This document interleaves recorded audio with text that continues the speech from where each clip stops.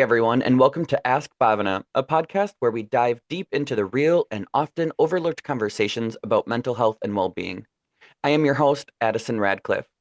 Here, we're all about opening minds, fostering understanding, and creating a space where it's okay to talk about what's really going on beneath the surface. Whether you're a mental health professional, on your own journey, or simply curious, there's something here for you. Today, we have an absolutely amazing guest joining us.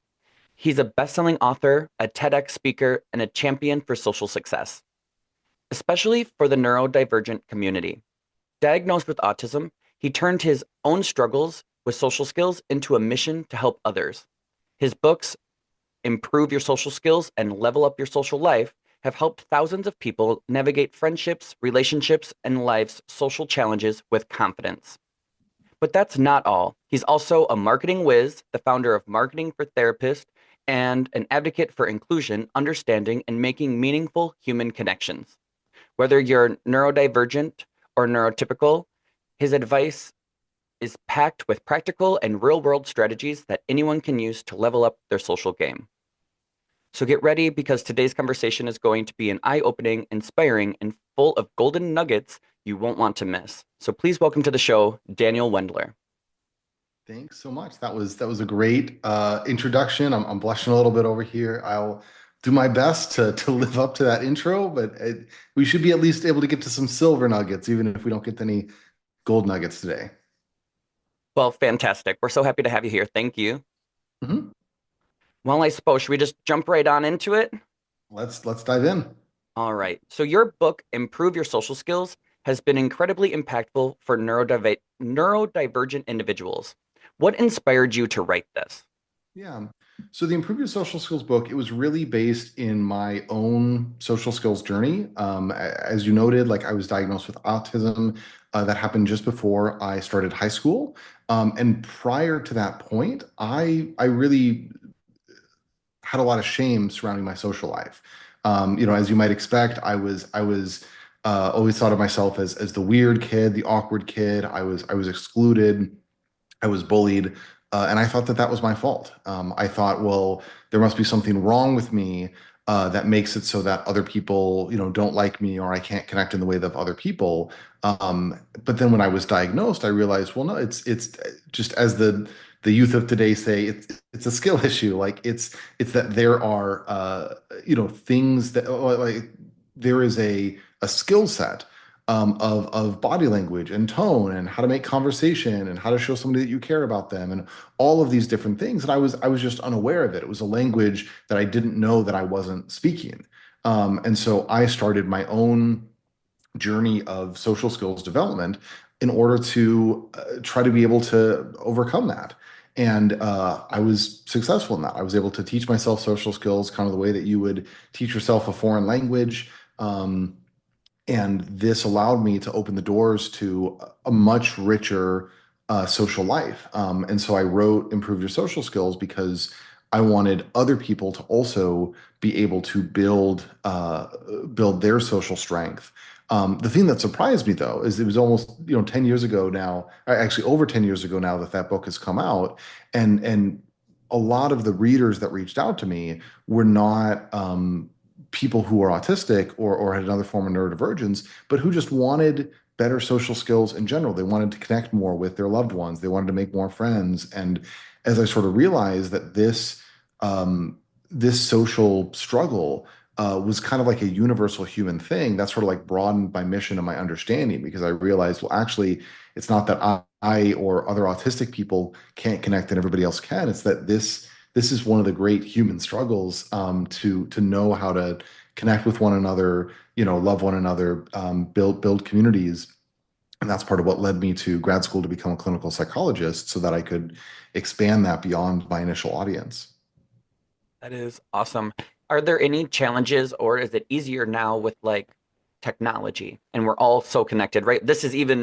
We're connecting here today with technology. Do you feel that the social impact has gotten easier or harder navigating? Um, I honestly would say that it's probably harder to make connections in today's culture, and it's because technology does allow for just tremendous opportunity, but most of how we actually use it is sort of what I call junk food social connection.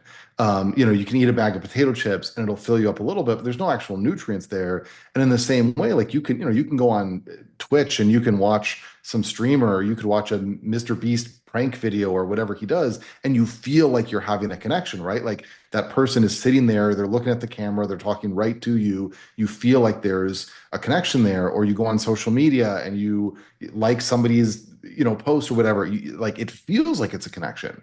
But in fact, there's no actual relationship there. There's no actual intimacy.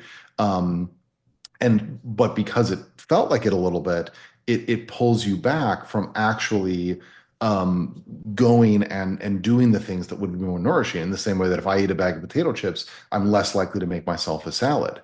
And then that's added on to the fact that a lot of our hobbies have moved into this individual digital space. We're not all going out to the bowling alley together. We're sitting at home or watching Netflix by ourselves. And so your opportunities for making those connections are increasingly difficult. So I think it's like anything, nothing is ever fully good or fully bad.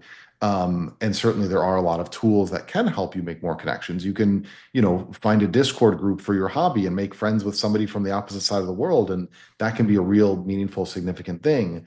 But I think in effect to but like how it's actually working out for most people, I think folks are in a more lonely state now than they were a couple decades ago because of how technology has sort of isolated us and then kind of numbed us out with that junk food connection, so we don't think that we need the social connection that we do.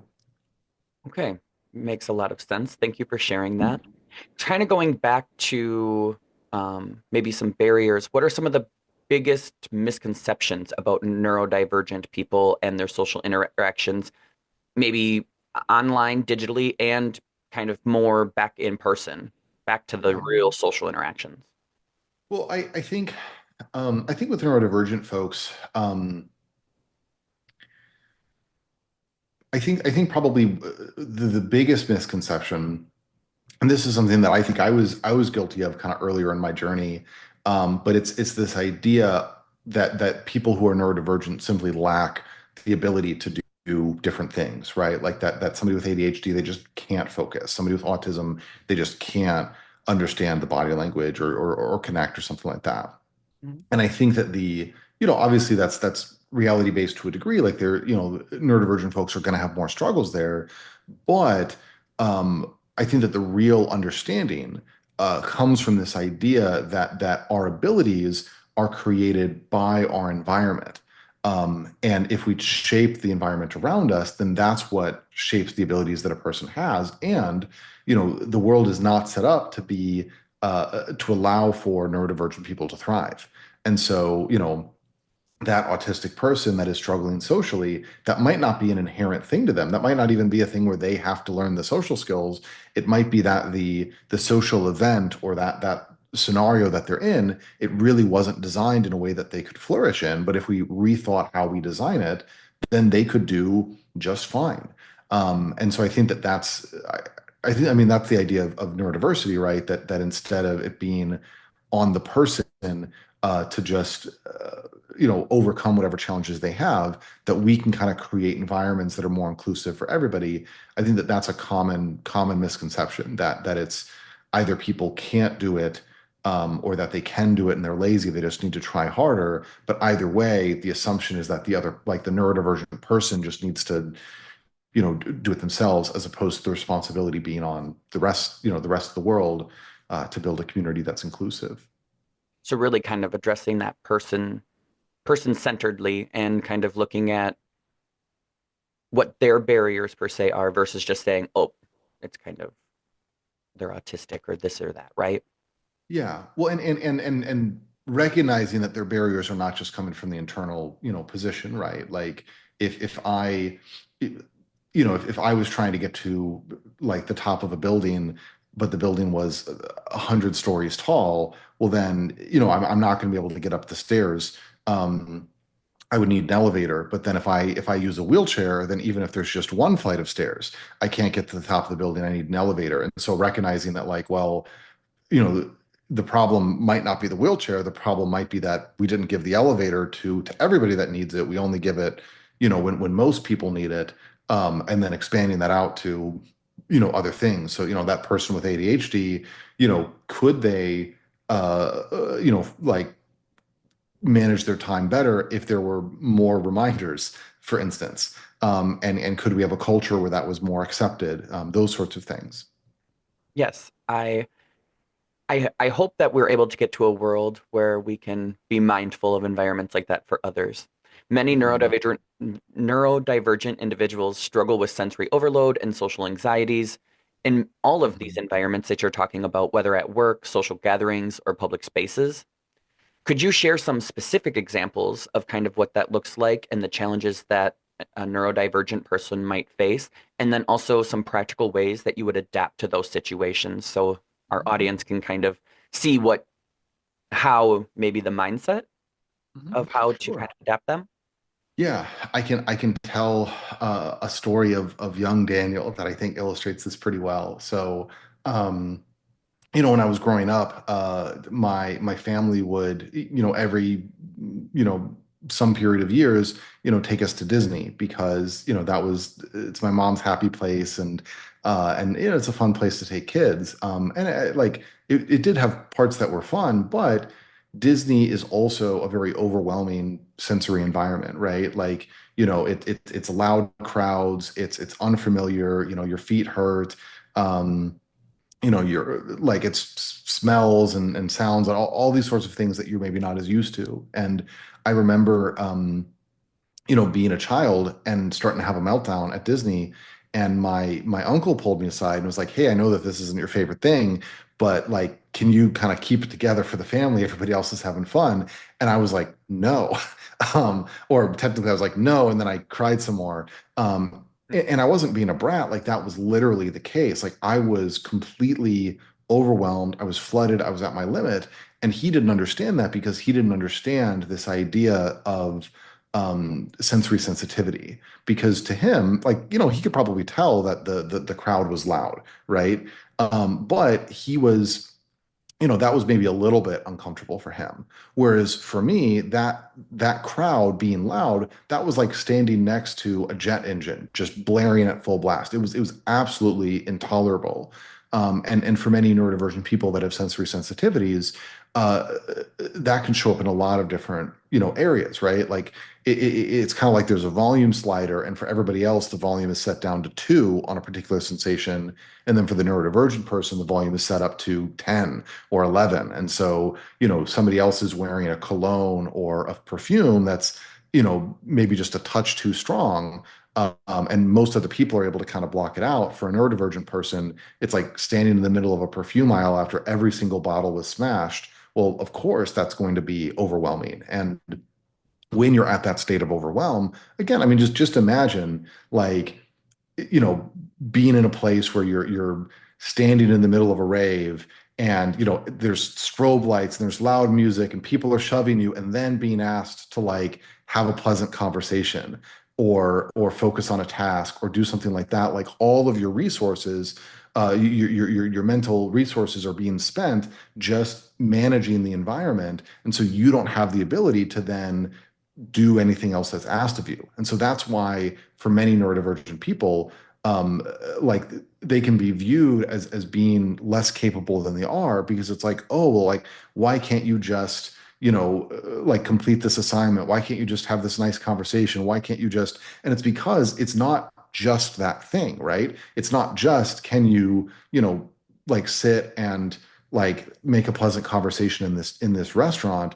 It's can you endure this environment that feels torturous to you while also pretending that you're not bothered at all and have this conversation. That's very hard for people, right? So that, I think, would be the example of it. You asked about the solution. I think that the biggest solution is just being willing to acknowledge that this is happening, and that this is not something that ought to cause a shame or a sense of weakness. But it's just an indication that people experience the world differently, right? If LeBron James, is like 7 feet tall, if he walks into a room, he's going to need a bigger doorway than other people. That's just what it means to live life as LeBron James. If I'm going to go out to eat at a restaurant, I'm going to need a quieter restaurant than some other people.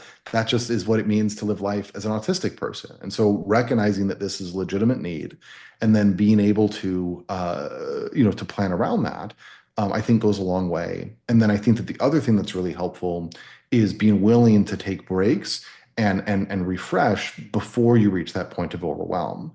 So later in my life, we actually started going back to Disney, but this time instead of staying there until I was overloaded and I had a meltdown, we would take breaks. We'd go back to the hotel. I would sit and play my Game Boy, and then after I had an hour or two in a calm environment, then I could go back and spend an hour or two in the more chaotic environment. And so being willing to take breaks, whether it's fully stepping away from the environment or putting on noise canceling headphones or something like that, that I think, and being willing to acknowledge that it's okay to have those breaks, I think that's sort of the 1-2 punch that can be really useful here.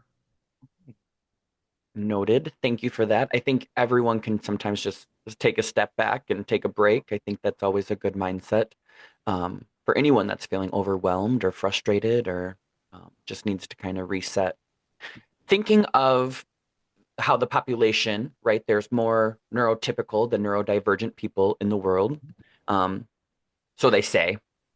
Mhm. But when it comes to really trying to create an environment then um, that is mindful, what are generally some, place like I'm thinking in our homes, in a cafe, things like that. How could just the average person be a little bit more mindful to create a more inclusive space in general, right, for neurodivergent people? So you kind of mentioned like, if you're in a rave, the strobe lights and things like that. So obviously we could have normal Mhm. lighting in residential and commercial places, but um, do you have any additional feedback? Yeah, well, uh, I often do, hour-long, talks and trainings on this. So I'm trying to rein myself in so I don't just, monologue for the whole time. Um, I think I think I'll say two things. I think the first thing is that oftentimes um, simply being how do I say it?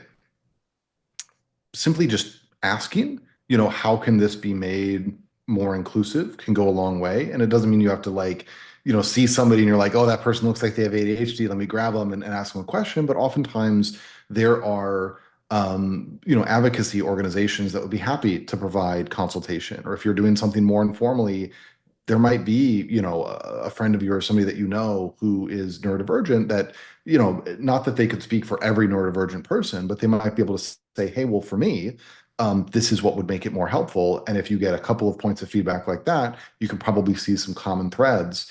So I think you don't have to reinvent the wheel or imagine it yourself. Just be willing to have some of those conversations, and that's if you're sort of able to do the design.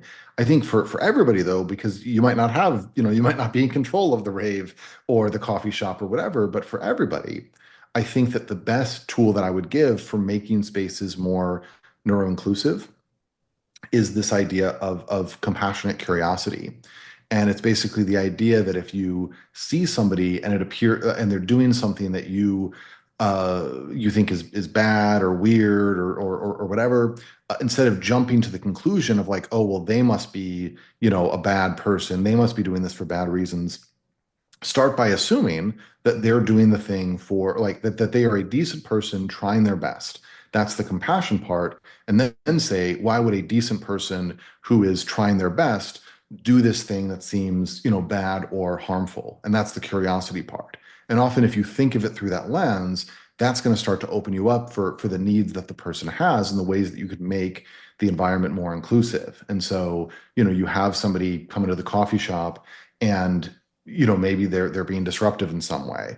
Instead of assuming, okay, well, they must be bad, we got to kick them out. Maybe say, why might they be disruptive? And maybe, maybe the environment is really chaotic. It could be made calmer for them. Maybe the way to make an order is confusing, and so they cut in line because they didn't understand the social nuances of how they were supposed to put in their order, something like that. But if you view it through that compassionate lens, again, oftentimes the insight is going to reveal itself to you. And even if it doesn't, it'll still equip you to then engage with the person maybe in a more compassionate and calm way and allow them to tell you what they need. I really love that because I think then it really can kind of become personal and foster, friendships and relationships too, because there's a little bit more humanity in that versus just, you know, checking a box per se or Mhm. having a sign on the wall. Um, Thank you for that. That's very mindful, very, very mind opening. Thinking of kind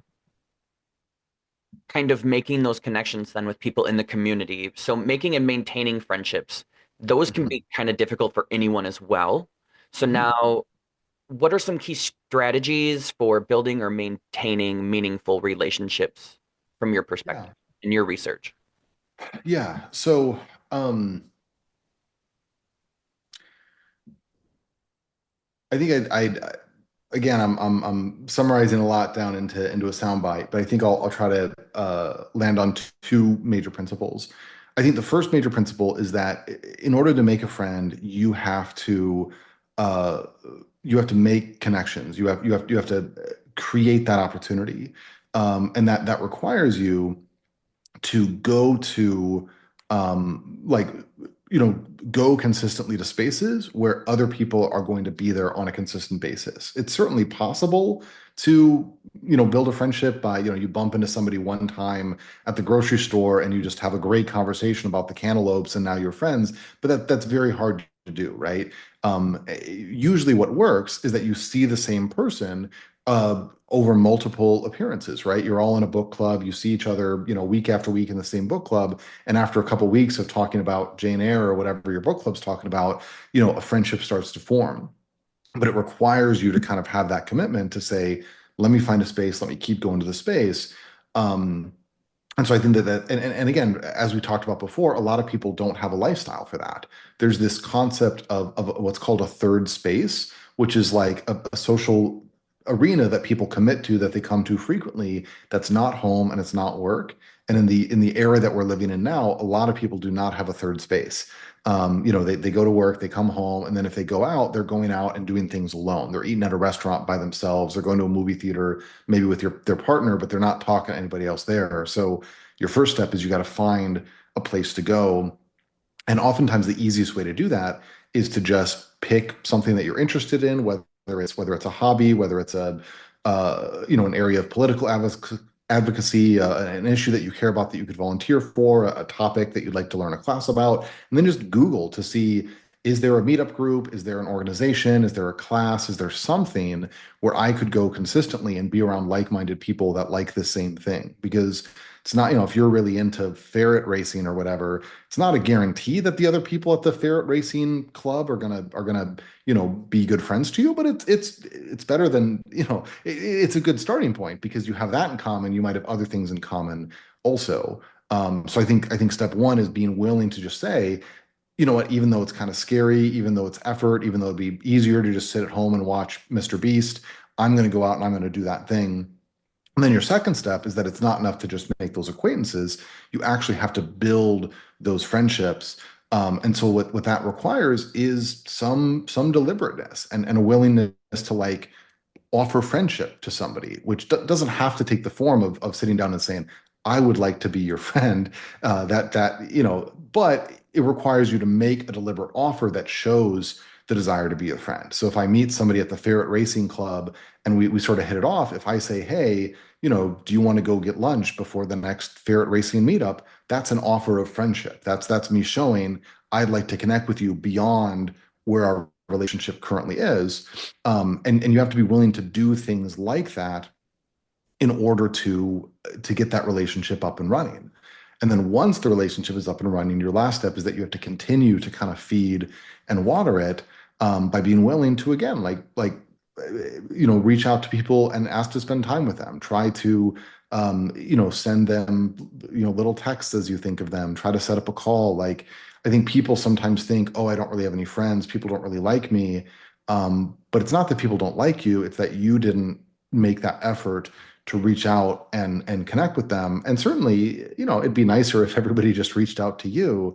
But remember that everybody is kind of sinking in the same water. Everybody is in this culture where we have so many demands on our time, we have so many demands on our energy, we have so many things pulling us away from social connection. And so this other person not reaching out to you, it doesn't necessarily mean that they don't want to be your friend. It might mean that they're just sort of, tangled up in that web. But if you reach out to them, then they'd really appreciate it. And so you can kind of take that ownership. And uh, I think obviously if you reach out to somebody a couple times and they never say yes to your invitation, then maybe they don't want to hang out with you and leave them alone. But if somebody shows interest when you reach out, then that I think is the role of the friend to keep knocking on their door. I like that. And I think all friendships, all relationships are kind of a 50-50. So, but even that 50-50 can kind of ebb and flow, right? There's some days where I'm only able to give my best, and my best might only be 20% for that relationship, but they know that tomorrow I'm going to try my best again, and it might be more, it might be less, might be the same. So, I Mhm. definitely think it helps to continue to manage those friendships. I also want to you had shared it can be kind of scary. Is it scary for the fear of rejection or not being accepted, or is it still back to the fear of like the environment, all of the above?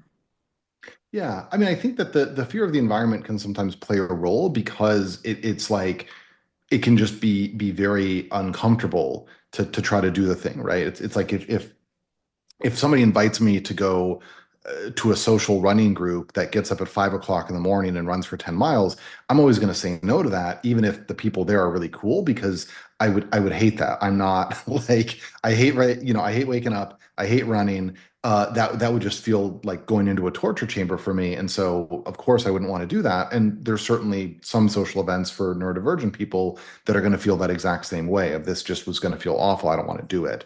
But I think that there's a separate issue where even if the environment is comfortable, there's always that fear of rejection, and that can be a really big factor. And I think that the reason why that's such a big factor is often because it ties into shame. Because oftentimes people who have struggled socially, who have been rejected in the past, they start to internalize that, right? In the same way that I did when I was a kid, of thinking, oh, there must be something wrong with me. There must be a reason why all these people don't like me. Every new time that I was rejected, it would kind of feed that sense that like Daniel is bad, and then that shame, that can be one of the most painful things to experience, right? Nobody wants to feel like we're a bad or unlovable person. And so that I think can be the big barrier, that it's not just I'm going to go to the ferret club and maybe nobody will talk to me. It's I'm going to go to the ferret club and maybe I'm going to get some evidence that I'm a bad person or that I'm never going to be loved. And that feels much more scary. And so a lot of the work that I, do as a psychologist and helping people through this is sort of recognizing that other people, don't have the power to determine if you're lovable or not. Other people don't have the power to proclaim your destiny. If you go to the ferret club and people don't talk to you, I mean, they're not making a judgment on who you are because they don't know you. They've been talking to you for 10 minutes. It's fine. They're making a superficial, assumption. And yeah, I think being willing to say, I can kind of have confidence that I am who I am, regardless of what this other person thinks of me. That I think is what really creates the courage to break through some of those anxieties, because then it just transforms. I mean, it's still uncomfortable. It never feels good to be rejected, but it takes away the poison from it. Do you have any um, tips or tricks? So rejection can kind of be hard, especially if it's in person, right? Would you have any Mhm. tips or tricks for, because we're recommending people go out there, get out active in their communities. So to help kind of break down that fear, is there, like let's say you were just rejected and you're really struggling with that in that environment, what would be your comments to that? Mhm. Yeah. Well, the first thing that I would say is to make sure that you're not. uh, building a mental stegosaurus. And what I mean by that is there was some controversy a while ago in the paleontology world, right?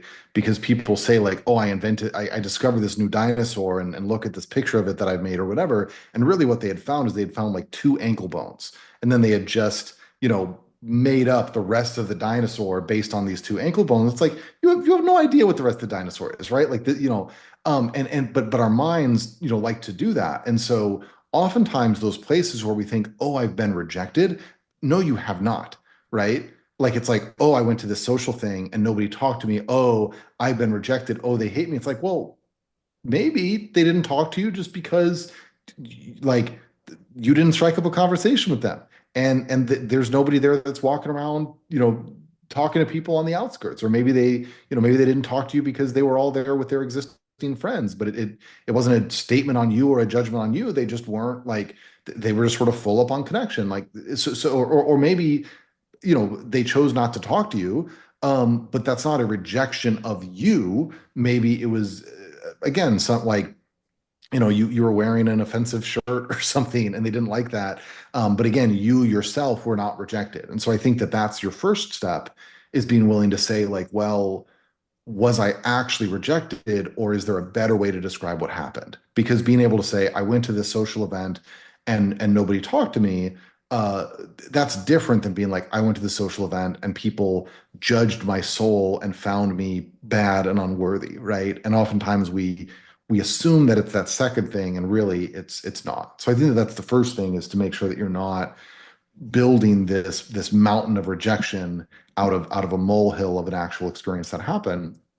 And then I think that the other thing is again to take the power of judgment into yourself instead of giving it to other people. And so what I encourage folks to do is to think about like what are your values? Like what do you admire? Who do you want to be? And did you embody that when you were out in this social environment? And if somebody is like, you know what, I want to be somebody who is friendly, I want to be somebody who is brave, I want to be somebody who is curious. Well, then you go into that social event, that was you doing all of those things. And even if it didn't work out, even if the other people didn't accept you, that didn't change the fact that you were being the hero. You were being the person that you wanted to be. You were being the sort of person that you would admire. And if you realize that, then you can be like, actually, those other people were wrong to reject me because I accept myself. And it's not like a squishy, oh, I just love myself just because, but it's like, no, I admire myself. I see things in myself that I want. And that can be a thing that you can lock into and say, there's real value here. Um, and that I think can sometimes be a strong bulwark against, because yeah, I think people tend to not just being like, accept yourself no matter what. That doesn't tend to work for people, but saying like, well, what would cause you to accept another person? And can you find that or build that within yourself? People are able to do that. Okay. It's a very, very heartwarming way to look at that, I guess, and very makes me want to go into reflection mode. So thank you for that. Even in America, we really kind of can struggle with the diversity and inclusion, um, and accepting everyone for who they are. And so I really do think kind of falling back on to who am I and who do I want to be, and can I be someone that I love, is very important, right? As you kind of mentioned, knowing that this podcast is also going to be broadcast in other countries, Mhm. what would you tell others or recommend to others to just plant seeds of hope and happiness? And I know I don't want it to be like, we're giving rainbows and glitter, but Mhm. I also want to try to destigmatize a little bit as to like all you're sharing is like this is just their day-to-day life, and I hope that they're able to see that. But what what else do you want to kind of give out there to try to normalize everything that we've kind of talked about so far, right? Because this isn't just neurodivergent people. This is everyone. Everyone on a scale or on a spectrum needs these types of accommodations. It's just whether or not they Mhm. impact you to prevent you from living a quality of life. Mhm. Yeah.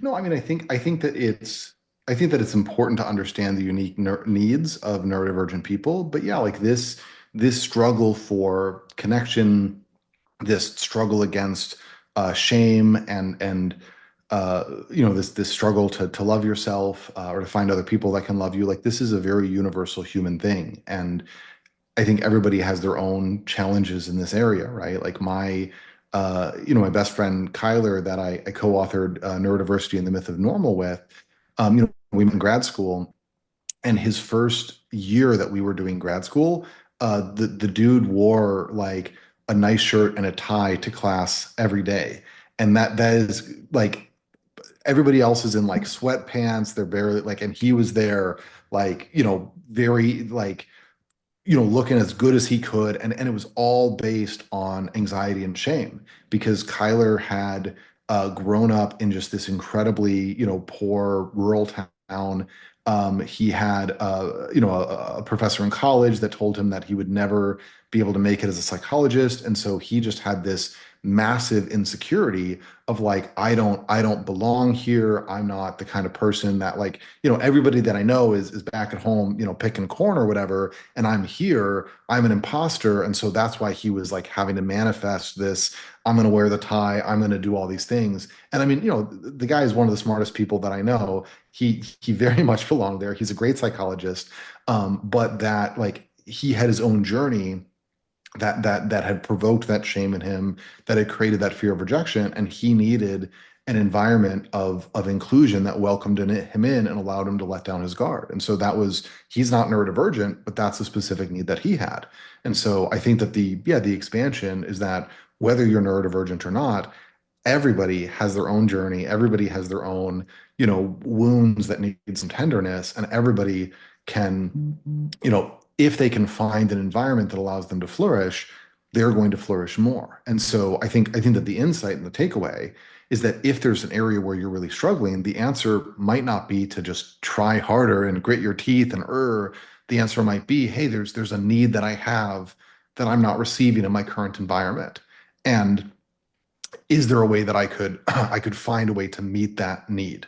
Whether the lack of the need is because I'm neurodivergent or because of something else. And I acknowledge that certain groups in our society are much more likely to have their needs met than others, right? And so I don't want to say that everybody's on an equal playing field, but I think it is a universal experience that everybody has some unmet needs, everybody has some struggles, and everybody could benefit from a compassionate view towards themselves that focuses on getting those needs met. I love that. It really just kind of humbles us to stay humble, stay kind, love yourself, and it also makes me think of you can't really love someone else until you love yourself because everything you're saying is really bringing it back into you as a person and what kind of person do you want to be. And so at the end of the day, can you continue to love yourself for who you are? Really, you know. Um, Thinking about needs and understanding autistic individuals or neurodivergent individuals, caregivers of autistic individuals often want to be as supportive as possible, but Mhm. but may not always know the best approach. So, what are some key things that caregivers um, across the world should better understand about the needs of autistic or neurodivergent individuals from your Yeah. perspective? Well, I think that the first thing that I would say, to any caregivers, is to start by understanding and meeting your own needs, because one of the surest ways to get into trouble is to try to pour from an empty cup, right? And being a caregiver can be challenging. And if you are burned out, if you are overwhelmed, if you've been stretched too thin, then your ability to show up and be compassionate and thoughtful to the loved one that you're caregiving for, it's going to be much more difficult for you to do that. And so sometimes there can be this pressure to be like, oh, if I want to be, a good parent or a good caregiver, like I gotta be the martyr, I gotta sacrifice myself. But actually, the way to be the best caregiver is to take that vacation when you need to, step away if you need to, do those things so that when you are engaged, you can be fully engaged. Like it is much better to be 100% in 50% of the time than to be 50% in 100% of the time, because you're just not going to be able to make the best thoughtful decisions if you're not taking care of yourself. So that would be the first thing that I would say. Um, I think the second thing that I would say is to recognize. I think that people are, neurodivergence is always just going to be one part of somebody's story and somebody's makeup, and that can be a very important part. But you want to avoid viewing everything through that lens, because sometimes, I've heard people who are like, hey, my teenage son, he's autistic, and his autism just makes him want to play video games all day. What do I do? And I'm like, no, it's the fact that he's a teenage boy that makes him want to Right. play video games all day. Like, you don't need to be autistic for that. And so then you don't, like, you can probably solve that in a more universal way instead of trying to find some autistic specific, solution for that. I think that would be, one component of it. But then I think for the things that are autism specific, I think that I would again bring in this idea of compassionate curiosity and say, hey, when somebody is struggling, instead of just assuming that they need to try harder, I'm going to try to imagine, what if there's a need that I'm not seeing? What could that need possibly be? And could I have a conversation with them to try to identify that need? Could we be curious together? Could I talk to, other people that have the same condition? Maybe connect with an advocacy group, try to understand. I think a lot of times caregivers will try to get support from other caregivers, which there can be benefits to that, but sometimes you can have a lot of people that are outside the box all talking about what's happening inside the box, and you can miss out. And so if your conversation is only with other caregivers, you're gonna struggle to understand the person you're giving care for. You need to talk to other folks that have that same condition, and they can kind of give you some insight into what, your child or loved one or whoever might be So this thinking would or be experiencing. this would be like if you are a parent of an autistic child, you would Mhm. want to talk to parents and get insight from neurotypical or non-autistic children and their perspective, so that way you can kind of relate and kind of adjust, like, oh, that's a normal 2-year-old behavior versus, Mhm. you know, we'll address that as my child's 2 versus my child is autistic, right? Yes, and you want to be talking to autistic people, Right. so that if your child who is, your child who is 2, and you're like, what are they doing? Like, an autistic adult might be able to explain, oh, well, again, every autistic person is different, so maybe it's not exactly the same, but they might be able to look at that and say, hey, it kind of seems like they're doing this, and when I would do that, it would mean this for me. And that can kind of give some insight, because otherwise it's just everybody who does not have firsthand experience of what it means to be autistic trying to interpret that. You want to make sure that you're hearing, yeah, I think both from other parents that are of non-autistic kids to get more of the universal sense, but then also autistic adults to understand what, if somebody's stimming, what does that mean for them? What are they feeling when they're stimming? What does it feel like to have to be interrupted when you're stimming? That stuff, that's just an example, but those are the sorts of things that, um, those conversations can help you with. Thank you. Oftentimes, many caregivers worry about how to help autistic individuals build their independence while also providing their necessary support. What are some Mhm. ways that they can navigate this balance? Yeah. Um, The big question. it's a big question, and it's something where there's no silver bullets. Like, and again, that's true of everybody, right? Like, Right. I think we Everything is have. trial and error for everyone. Yeah, exactly. Like, I think every parent struggles to get their kid, launched. And I think that, we are in a cultural moment right now where that's more difficult than it's been in the past. I think there's a lot of adult kids who, are still living at home and stuff like that. It's just, we're in a difficult environment right now. And so I think recognizing that some struggle around this doesn't mean that you're failing as a parent, doesn't mean that your kid is gonna, waste their life, but it's just, you want to get a rocket ship into space. It's gonna take a while. I think that's the first thing, is to kind of take a breath. And then I think the second thing is to really try to find alignment on goals. Because I think oftentimes the parents are pushing the child towards like, okay, well, you need to get a job or you need this or you need that. But the child, like, maybe they don't want that. Maybe they don't really see the value of that. And so then it just becomes a point of struggle because now it's like a thing that there's not agreement or it maybe is a thing. One of the things that I try to work on in therapy is helping people determine the difference between something that they feel like they should do and something that they want to do. Because all of us have lots of things that we should do, right? We should eat more broccoli. We should brush our teeth more. But those are not necessarily things that we want. Those are more just obligations. And oftentimes when you fail to meet those obligations, it makes you feel bad, but because you don't really want it, there's not really an internal motivation. And so if you just push really, really hard on a should or an ought to, all it does is just breed this shame, the sense of, oh, I'm failing. Why can't I do this thing? And it's you can't do the thing because it's hard and you don't actually want to. So then the question is, how do you find what you actually want to do? And then that's going to unlock your motivation. And so oftentimes parents and kids get into the struggle of the parent is like, you should get a job, you should clean your room, you should, and the kid is like, yes, I should, I agree, but I don't want to, and therefore I don't, and therefore I feel ashamed. And so if instead you say, hey kid, what do you want?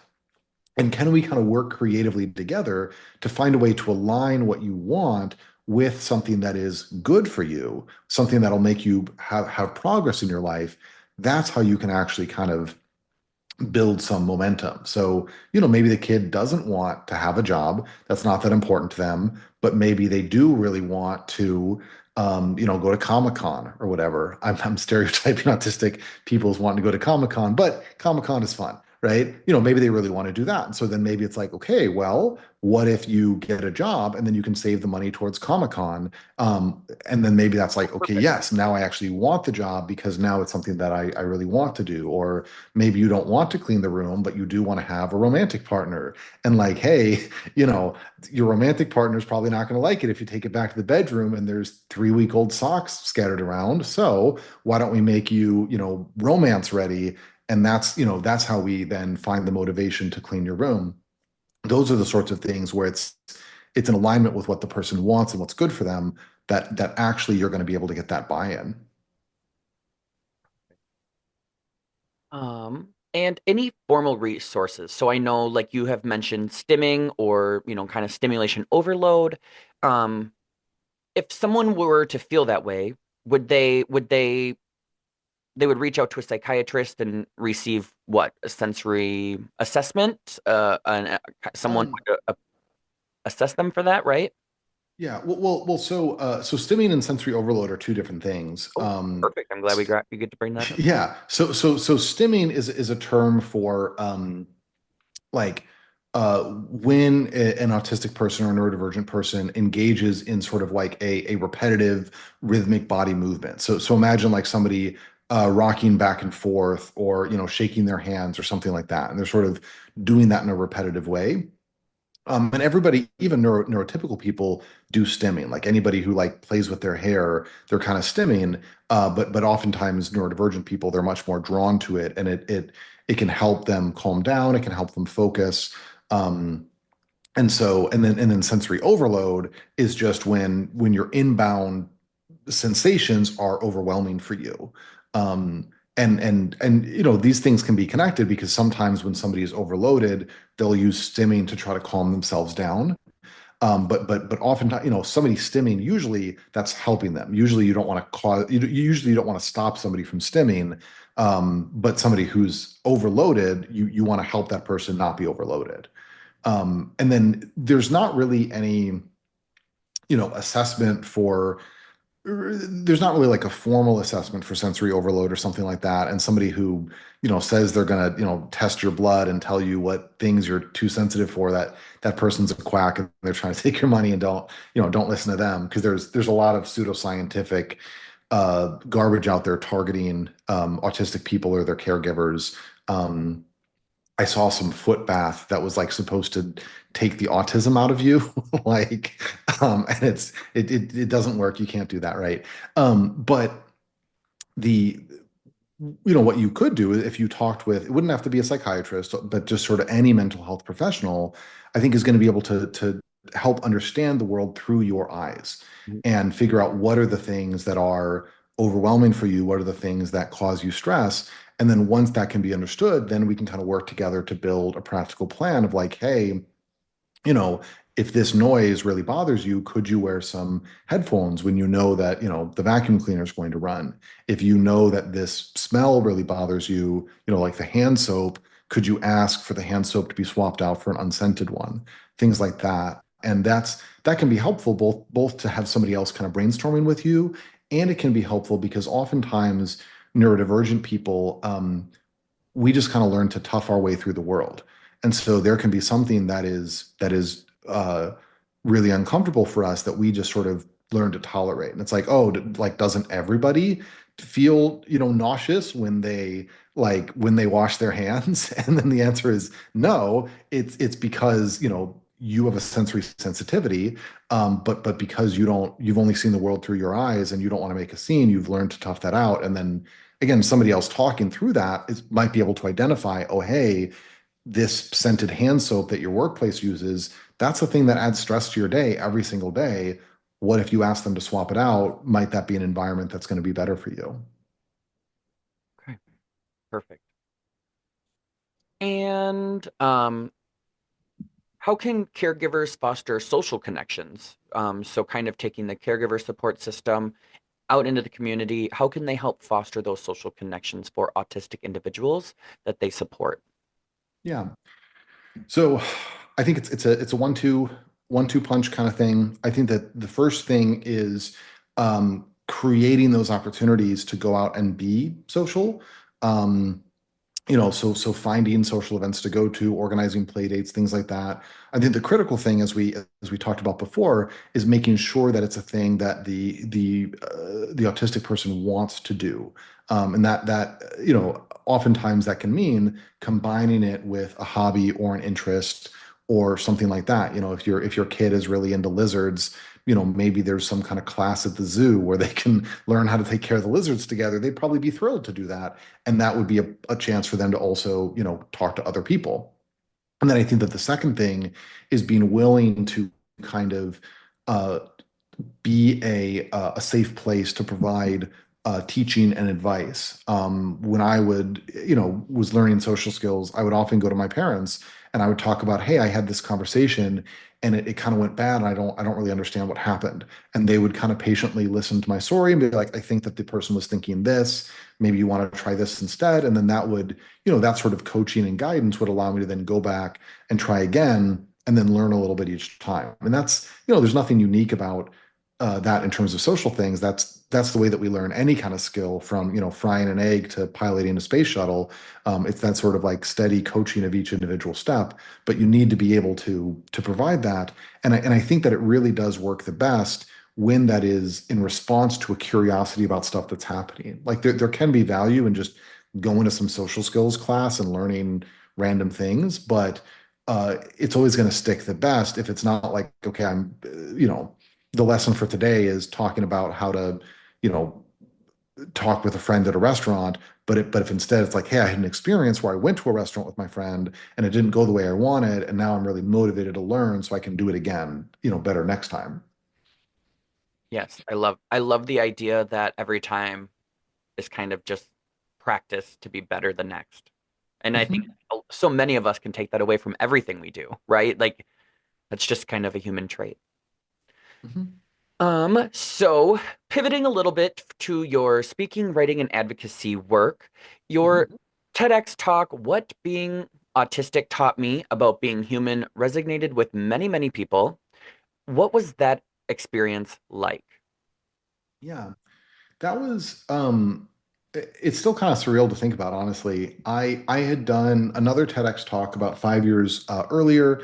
Um, and that one was also well received, but that one was earlier in my journey, and I was like, you know what, I've learned a lot since then. I'd started my graduate training. I had a master's degree by that point. I'm like, I know a lot more that I think I could speak to. And so I reached out to a TEDx and I was like, to TEDx Bend, and I was like, I think that I've got another story to tell.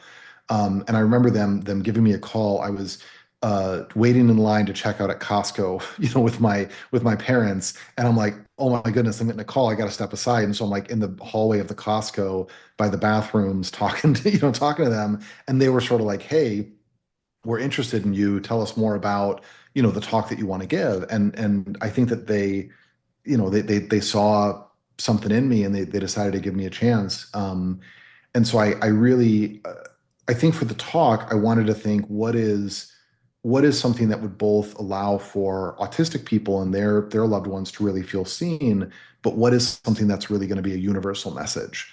And I think as I reflected on it, as we were talking about earlier in this conversation, I really think that one of the biggest universal takeaways that I've seen from my work is that this need for connection and love and community is probably one of the fundamental human struggles that everybody deals with, but that everybody has a chance to help somebody else with. That each person, like, we're all wrestling against the same monster, but each one of us can kind of help somebody else in their fight, and kind of recognizing that power that we have to help somebody else.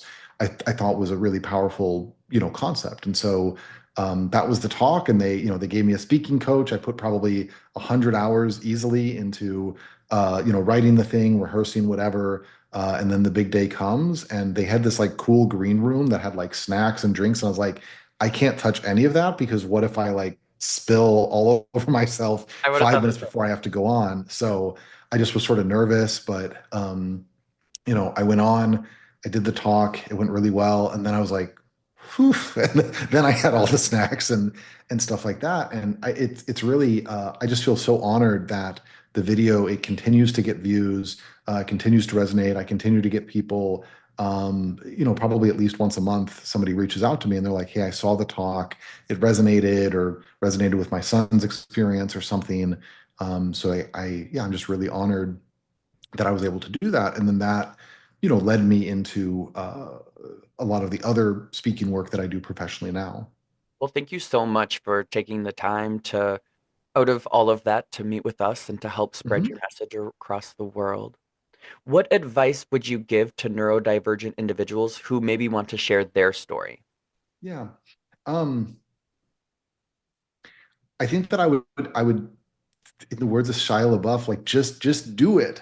And if you don't know what I'm talking about, search for Shia LaBeouf, just do it on YouTube, and you'll be pleasantly surprised. But I think that it's remarkable to think now that, like, my TEDx talk has been, viewed by hundreds of thousands of people. I get invited to speak at big corporations and all these things, but like it didn't start with that, right? Like it started with, I would go to my local Toastmasters and I would talk to 10 people, or, my first paid speaking engagement was like a graduation ceremony for this tiny school with maybe 50 people in the audience. I got paid $100, but I started there, and I mean that, and it grew from there. And even if it never did, even if my audiences were only ever 10 people, you know what? What if one of those 10 people takes away something from the talk? What if they're changed by it? And so I think that if you feel like if you're listening to this and you feel like you have a story to tell, then that probably means that there is somebody who needs to hear that story. And you don't have to be like, you don't have to be like the best speaker. You don't have to have a fancy degree. You don't have to, like, you just need to say, if I could, put an idea on a billboard for everybody in the world to see, what would that idea be? And then go find an audience to give that idea to. Perfect. Thank you for, I'm sure, I hope that helps somebody out in the world and motivates somebody to um, continue to make the world more inclusive and diverse. And we want to hear all of everyone's stories. So thank you. What is next from writing books, building your own skill set, TED Talks, businesses, marketing? What's next for you? Yeah, I mean the marketing business is still chugging along. I don't I talk mean, I about it hope as much so. during. Yeah, I mean, well, not just chugging, like it continues to grow, which is awesome. But I don't tend to talk about it as much during these things, because that, the business is really the income foundation that then allows me to do a lot of the outreach stuff. So I'm very grateful for it. And I could talk about marketing strategies for therapy practices if you want, but that's more of just it kind of does what it needs to. I think that my big goal for the year, I think that I want to really focus more on expanding my outreach. I think that I've grown my speaking work a lot over the last year. Like 2024, I spoke at Google. I spoke, for a couple of U.S. government organizations. I spoke I really reached a wide audience. But then I think for this year, I want to expand out my writing. I want to expand out, maybe try to get a book, my next book published. I just got started on YouTube, and, still learning the ropes there and how to add on, subtitles and do editing and things like that. But like, it's been cool to start to build a little community there. So I think my major goal is to really expand out, just experiment with various different audiences and see, on YouTube, on Substack, on wherever, who might be able to benefit from what I have to offer. And then also, last year I both moved and got married in the same year, and so it was a busy year. And so 2025, I also want to just breathe a little bit and not I have get so much. Yeah, I mean, both very very good things, but yeah, hoping that this year is has a little bit less change and transition for me. Yes, enjoy the new place of residence, enjoy the new relation, or maybe not a new relationship, but the new definement of your relationship. Yeah, Just enjoy life. I mean, you're an amazing human being. I'm very impressed with you, so thank you for being here and absolutely. for helping spread kindness really across the world and understanding being humble and kind. Kind of some final thoughts and takeaways. If you could give one piece of advice to someone struggling with social connections, what would that have been? If we just asked Yeah, you that one question today, what would you have said? yeah. I think that the my one piece of advice is also one related. It's to find one person that cares about you and that you feel like you can be your real self with. And ideally, that one person is a friend. But even if that one person is a professional, if they're if they're a teacher, if they're a coach, if they're a therapist, having even one person in your life where you feel like I can be my real self, I can get support, I can like it is a night and day difference from from not having anybody. Going from 0 to 1 is way more impactful than going from 1 to 100. And so I think, and it also feels achievable, right? Like maybe you can't imagine yourself as the life of the party with 1,000 friends, but you could probably imagine finding one person who you could talk with and focus on finding that one person is the big advice.